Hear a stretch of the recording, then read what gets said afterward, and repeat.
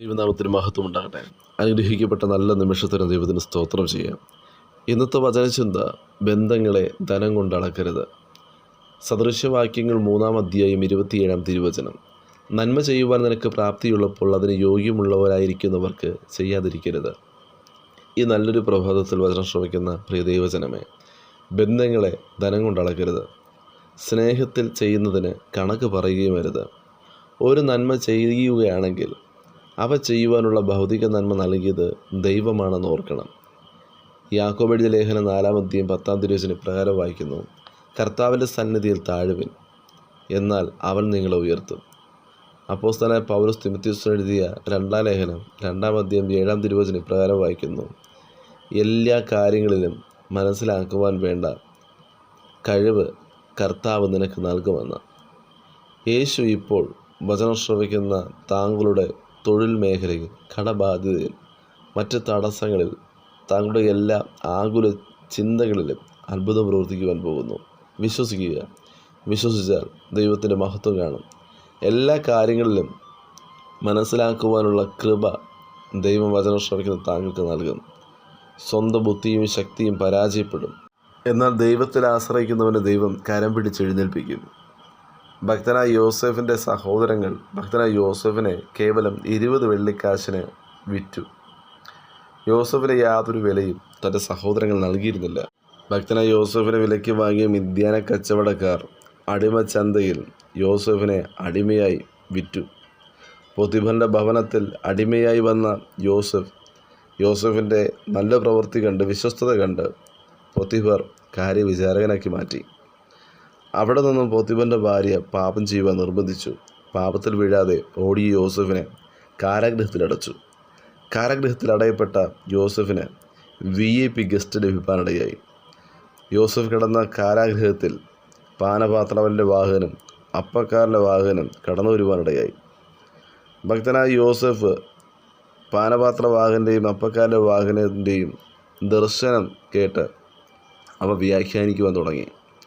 അന്നേ വരെ ഭക്തനായ യോസേഫിന് ദർശനം കാണുക എന്ന കൃപ മാത്രമേ ഉണ്ടായിരുന്നുള്ളൂ. എന്നാൽ ദൈവിക പദ്ധതിക്കായി യോസേഫിന് പുതിയൊരു കൃപ നൽകുകയാണ്. പാനപാത്രക്കാരൻ്റെയും അപ്പക്കാരവാഹകൻ്റെയും ദർശനം വള്ളിപുള്ളി തെറ്റാതെ പ്രവചിച്ചു. അവ പോലെ അവരുടെ ജീവിതത്തിൽ സംഭവിച്ചു. പാനപാത്രവാഹകൻ യോസേഫ് പറഞ്ഞതുപോലെ പുറത്തു വന്നു. എന്നാൽ പാനപാത്രവാഹകൻ യോസേഫിനെ ഓർക്കാതെ മറന്നു. അവൻ ബന്ധത്തെ ധനം കൊണ്ടളന്നു. കാരാഗൃഹത്തിൽ കിടക്കുന്ന അടിമ യോസേഫിന് വേണ്ടി എന്ത് സംസാരിക്കണം? യോസേഫിന് എന്ത് വിലയാണുള്ളത്? സാധാരണക്കാരനായ യോസേഫിൻ്റെ മേലുള്ള കൃപ മറ്റുള്ളവരോട് പറഞ്ഞാൽ വിശ്വസിക്കുമോ? തുടങ്ങി അനേകം ചിന്തകളാൽ യോസേഫിനെ പാനപാത്രവാഹകൻ മറന്നുകളഞ്ഞു. എന്നാൽ അനേകം ദിനങ്ങൾ കഴിഞ്ഞ ശേഷം രാജ്യത്തെ ചലിപ്പിക്കുന്ന ദർശന വ്യാഖ്യാനവുമായി യോസേഫിനെ പുറത്തു കൊണ്ടുവരുവാൻ പാനപാത്രവാഹകനെ ദൈവം ഉപയോഗിച്ചു. വചനം ശ്രവിക്കുന്ന താങ്കളുടെ അവസ്ഥ കാരാഗൃഹമായിരിക്കാം, ദാരിദ്ര്യം നിറഞ്ഞ കുടുംബജീവിതമായിരിക്കാം. എന്നാൽ ദാരിദ്ര്യത്തിൻ്റെ അനുഭവത്തിലും ശൂന്യതയുടെ അവസ്ഥയിലുമായിരിക്കാം താങ്കളുടെ ജീവിതം താങ്കൾ തള്ളി നിൽക്കുന്നത്. മറ്റുള്ളവർ താങ്കളെ വില കുറച്ച് കാണാം. എന്നാൽ ഭക്തനായ യോസേഫിനെ രാജാവ് ആളയച്ച് വിളിപ്പിച്ചതുപോലെ, മിസ്രൈമിലെ രണ്ടാമനാക്കി മാറ്റിയതുപോലെ തക്ക സമയം ദൈവം താങ്കൾക്ക് വേണ്ടി ഒരാളെ അയക്കും. ദൈവം അധികം കൃപ നൽകി മാനിക്കും. ഹന്ന 1 ശമൂവേൽ പുസ്തകം 2-ാം അധ്യായം 7-ാം തിരുവചനത്തിൽ ഇപ്രകാരം വിളിച്ചു പറഞ്ഞു: യഹോവ ദരിദ്രന് ഐശ്വര്യം നൽകുന്നു, അവൻ താഴ്ത്തുകയും ഉയർത്തുകയും ചെയ്യുന്നു. അവൻ ദരിദ്രനെ പൊടിയിൽ നിന്ന് നിവർത്തുന്നു, അഗതിയെ കുപ്പയിൽ നിന്ന് ഉയർത്തുന്നു. പ്രഭുക്കന്മാരുടെ കൂടെ ഇരുത്തുവാനും മഹിമാസനം അവകാശമാക്കി നൽകുവാനും തന്നെയെന്ന്.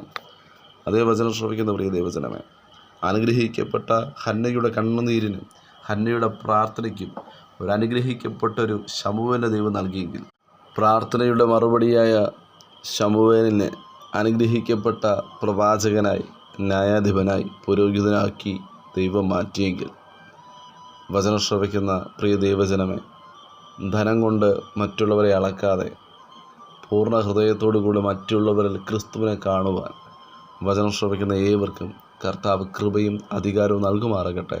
God bless you. ആമേൻ.